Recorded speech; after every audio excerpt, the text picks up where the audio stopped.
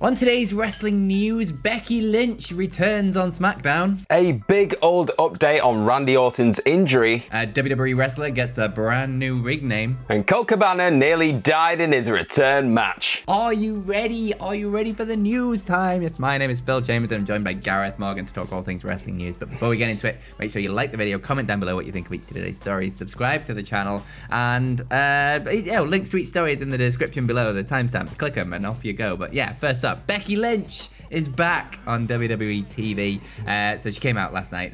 Basically, Bayley, Damage Control, Rhea Ripley, and Nikki Cross all came out and they were demanding to know who the fifth person in the War Games match later on tonight is going to be. And then out comes Bianca Belair and her crew, obviously, and they were fine to let them know who it was going to be because it was the man, Becky Lynch. And then there was a big brawl and everybody started fighting, and then there was a face-off between Rhea and Becky, and it was all pretty cool, and then the faces were standing tall at the end of it. So yeah, Becky Lynch is back in WWE. She is going to be the fifth person in the War Games match. She's been out since SummerSlam when she dislocated her shoulder in a match against Bianca Belair. And then the night after, she kind of turned face a bit, sort of congratulating Bianca Belair, and then later that same night, she was written off TV by Damage Control, attacking her backstage. So yeah, she's back. She's in War Games. It's going to be good. So this pretty much confirms that Sasha Banks is AEW band. Yeah, you know what I mean. That one. Yeah, so that's actually going to happen. So no, I don't know. I mean, this was great. This was fun. Yeah, I like seeing the man come back around. Like, it looks like Big Time Bex is a thing of the past. She looked like she was just having the time of her life, really. It felt like at times, even though she was enjoying flexing the muscles a little bit and kind of stretching those, just acting wings, really, as Big Time Bex and just being this big flamboyant character. I think the man it hits different, doesn't it? Just Absolutely. to coin a phrase there from 2K and all that. But yeah, it looks good. I'm happy for this. I think it's another great addition to that War Games match, and it's an event that I completely forgot was happening tonight. So that's wow. That's going to be... I'm very excited. SmackDown, I think SmackDown built it pretty well. I think it built the anticipation pretty well last night. So let's see how they deliver on that, let's say. But something that we did have delivered to us over like the last couple of hours was a significant update in regards to Randy Orton's injury. Currently, we know that he's out with a back injury, but the actual details as to what surgery he had, the actual ins and outs of the injury itself have been pretty few and far between. We know that WWE have been concerned about the injury. That was from the Wrestling Observer newsletter, and they just had little tidbits of people saying, oh, it looks pretty bad, this. But now we've had real clarification on what the actual surgery was, and Orton was said to have had his lower back fused. So he's had fusion surgery on his lower back, and so you hear that word, you know it's pretty big, to be honest. It's pretty life-changing, actually, having fusion surgery. You hear a lot of wrestlers when they have neck surgeries, broken necks, things like that, they tend to put off fusion because the way that it does impact your life really for good. Kurt Angle did it for years. I think Edge put it off for years. Like, it's just a massive surgery that just it's hugely impactful to your way of life. So with that in mind, WWE will fight for sourcing because they were the outlet that reported this. Their sources have said that WWE they'll be lucky, to be honest, to have him back at this point, because it's a severe injury, it's a huge injury, and he's had a pretty long career already. So it's just all these things just add up to maybe quite possibly he might not be back. We don't know at this point, that's not confirmed, but it's looking like he's going to be out for an indefinite amount of time, a really extended period of time. His contract runs until 2024, so we're not sure if he does come back to fitness, if that'll affect his contract, if it'll be frozen, if it'll be extended, things like that. There's currently no plans, like creative plans for him at this moment, as you'd expect, because they just have no idea what's going on with him. And I don't know, it's just a bit of a depressing update, really, because like you don't wish this kind of injury on anyone. Yeah, absolutely. It sounds like a really harsh one. It's just one of those things where it's just best wishes to Randy Orton, get well soon. Yeah. Like, you can't really hope for anything else. But like you say, like, it's not even got a time scale on it about when a comeback might be possible, even if it is going to be possible. It's like one of those big open-ended things where it's just, we're just gonna have to wait and see, hope he heals really well, and yeah, see what he wants to do after this as well. Maybe this will be one of those things where it's the catalyst to hang up the boots, one of those like big injuries. It's like, okay, yeah, maybe it's time kind of thing. So we'll just have to wait and see. But it's sad news this about Randy Orton. Yeah, just wish him the best. Just hope he's as healthy as he can be after the surgery, to be honest. Yeah, absolutely.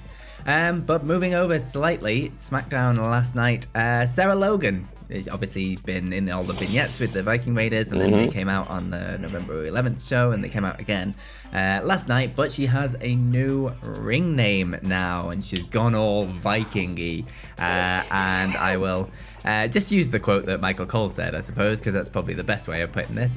She was once known as Sarah Logan, but she's now Valhalla. She tells us that's the name the gods have given her. So the gods have given her the name of the land of the gods, I guess. It's quite high praise from the Vikings. Yeah, it's pretty. Yeah, I mean, if they think she's worthy of Valhalla, who are we to judge? And well, I know exactly who we are to judge, but it's yeah, that's something. I coincidentally have been given a name from the gods as well. It's the cookie dough king. That's me. That's the cookie dough protein bar king. So that was it came to me in a dream. I'm the cookie dough king alongside the Valhalla woman. I don't have much to add to this, Phil. I know, just one of those things. Sarah Logan is now Valhalla. Let's move on, I guess. Yeah. Moving on to something. I think this is a little bit, I don't know, it's a bit surreal to end in terms of news stories for the day. But Colt Cabana apparently nearly died in his recent return match.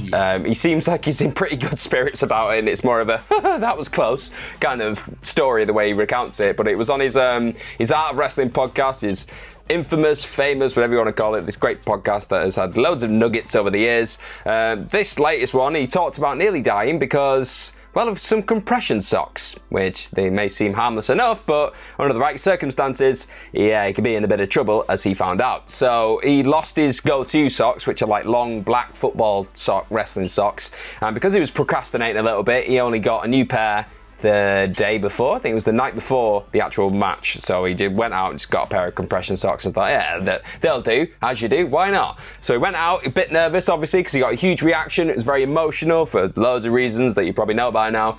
And then he started feeling like he couldn't feel his legs, which it's not a great thing, but if anyone's ever had that rush of adrenaline with suddenly parts of your body start going a bit numb, you do get a bit lightheaded, you just think, whoa, I'm nervous, then that's what he did think initially, but he carried on going and going and going. Obviously he's a veteran, so he's done this a lot, and you start getting a bit curious as to why you're feeling that way for such an extended period.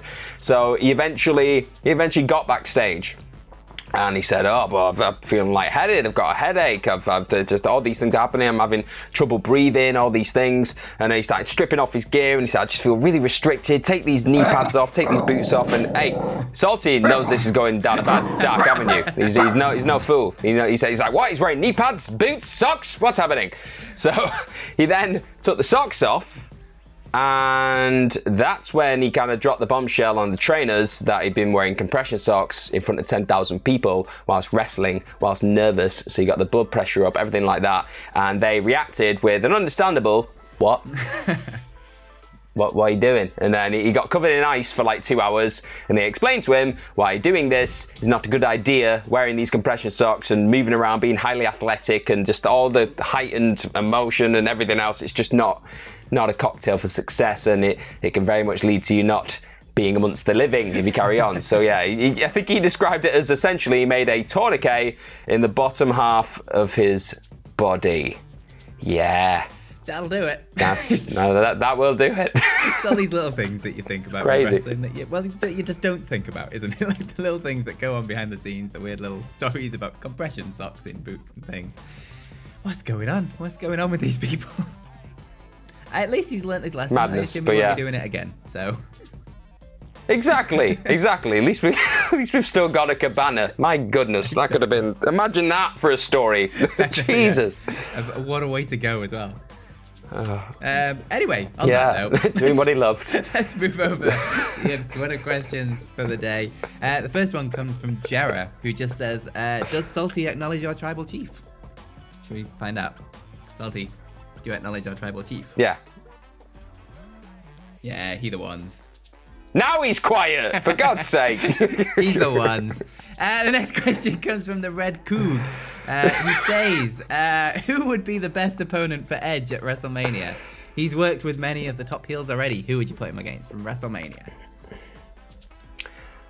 The obvious ones again. Yeah, like you said, he's kind of worked against them recently. A top heel. Well, just anyone. I guess. I don't want to see him get.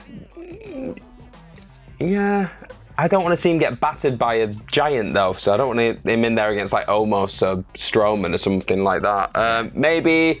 I could see him in a tag. No, I don't want to see him in a tag match with Rey Mysterio against Dominic and someone. I want to see Rey against Dominic. Oh, this is really hard. I've not thought about this very well. With, Gunther, and hopefully Gunther's still the IC champion by then. Like, do it for the IC title, but like Gunther still wins, because I think that would be like a huge like cementation. What's the word? Like, it would cement Gunther as like a top guy in the company, sort of beating Edge, still having that title. It'd like raise the sort of level of the Intercontinental Championship up at the same time, and I think they two would just have a great match, to be fair. Yeah, and Edge is the kind of guy, the kind of sicko that just loves the grittiness, doesn't he? So he'd love getting chopped to pieces by Gunther. So yeah, I'm with you. That's fun for me. You know what we've not seen in a very long time? Edge versus Brock Lesnar. I think they've only done it once in like 2002 at Rebellion or something. Why do you not like Edge, Phil? What's wrong with you? Just saying it's an interesting one. Bobby Lashley, Edge, Bobby Lashley. Edge versus anyone. That would be good. Yeah, why not? Oh, one last hurrah.